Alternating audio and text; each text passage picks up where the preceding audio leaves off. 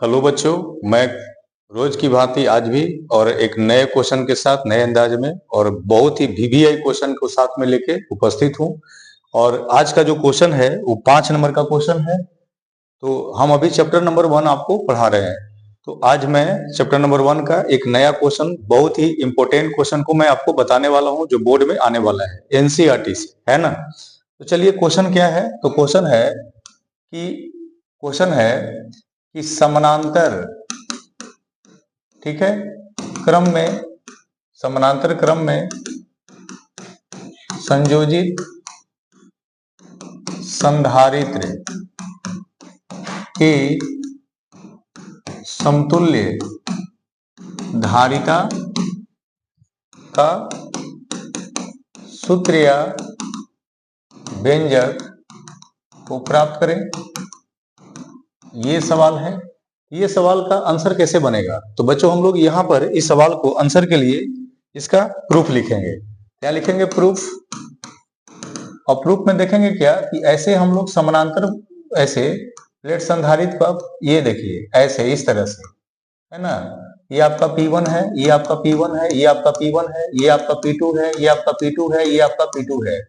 इस पर plus charge होगा, प्लस Q1, यहाँ पर प्लस Q2 होगा, यहाँ पर प्लस Q3 होगा, यहाँ पर माइनस Q1 होगा, यहाँ पर माइनस Q2 होगा और यहाँ पर माइनस Q3 होगा। ये दोनों के बीच में जो विभव है, अच्छा, ये प्लेट जो है, इसको एक A बिंदु से और इसको B बिंदु से ऐसे जोड़कर, ठीक है, इसको बिंदु से जोड़ देते हैं और इसको बच्चा भूघृत कर देते हैं। भूघृत का मतलब क्या होता है? अर्थिंग। भूघृत। दोनों के बीच में विभव का मान क्या होगा? V होगा। अब सवाल है कि यहाँ दो दो चालक प्लेट है, P1 और P2। तो दोनों चालक प्लेट में हम क्या करेंगे कि यहाँ पर C1 धारिता लेंगे, यहाँ C2 लेंगे, यहाँ क्या लेंगे? C3 लेंगे। और दोनों के बीच में विभव क्या दिखा रहा है? V दिखा रहा है। तो हम लोग एक फॉर्मूला पढ़े थे धारिता का, C बराबर होता है Q बाई V। तो इसलिए हम यहाँ पर अगर लेंगे तो क्या लेंगे बच्चा? तो Q बराबर लेंगे CV। क्या लेंगे? Q बराबर CV। तीनों में अलग अलग Q है, तो Q1 बराबर क्या लिखाएगा? C1 इंटू V होगा, क्योंकि तीनों के लिए विभव का मान समान है। पहला संधारित्र, दूसरा संधारित्र और तीसरा संधारित्र, तीनों के लिए विभव का मान क्या है? समान है। तो Q2 बराबर क्या होगा? C2 into V। और Q3 बराबर क्या होगा? C3 into V। अब इससे कुल आवेश को जोड़ेंगे तो कुल आवेश बराबर क्या होगा? कुल आवेश बराबर Q इक्वल टू क्या लिखाएगा? Q1 प्लस Q2 और प्लस Q3। अब Q बराबर तीनों का मान बैठाएंगे तो C1 into V plus C2 into V plus C3 into V। इसमें से V बचा, हम कॉमन ले लेंगे, तो V कॉमन लेंगे तो क्या होगा? तो V कॉमन लेने के बाद हो जाएगा C1 plus C2 plus C3 हो जाएगा। इक्वेशन इसको क्या मान लेंगे बचा? फर्स्ट।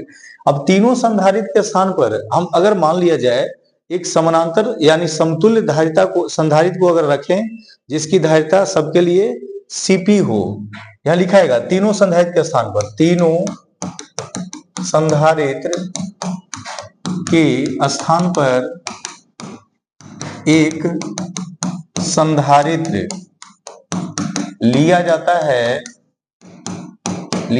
है जिसका धारिता Cp तथा विभव V एवं आवेश Q है। तो इसका आवेश Q बराबर क्या होगा? तो Cp इंटू V होगा। इसको इक्वेशन सेकंड मान लेंगे। और दोनों समीकरण को हम क्या करेंगे, यहाँ देखेंगे आप लोग, इसमें दोनों समीकरण को हम क्या करने वाले हैं बच्चा? दोनों समीकरण को हम ठीक बराबर मतलब मिलाएंगे, क्योंकि इसमें भी Q है, इसमें भी Q है।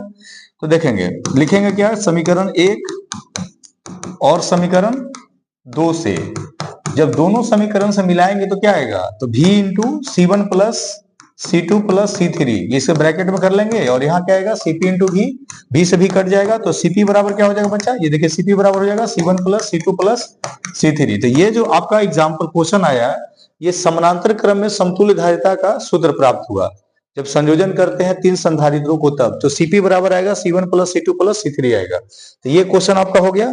अगला क्वेश्चन हम लोग फिर एक देखेंगे। अगला क्वेश्चन क्या है? तो अगला क्वेश्चन हम लोग इसमें देखेंगे, तो मैं आपको अगले क्वेश्चन नेक्स्ट वीडियो के साथ आपको फिर से बताऊंगा, ठीक है। तो आज का क्लास जो है यहीं पर हम सस्पेंड करते हैं और सभी बच्चों को आप जितने से ज्यादा बच्चों को शेयर करेंगे और बताएंगे कि वीवीआई क्वेश्चन को देखना जरूर है, और वीडियो को भी मैंने शॉर्ट बनाया, बहुत ही आसान ढंग से बता रहा हूं, इसलिए इस क्वेश्चन को लाइक करिएगा और जो त्रुटि होगा उसको कमेंट कीजिएगा। जय हिंद।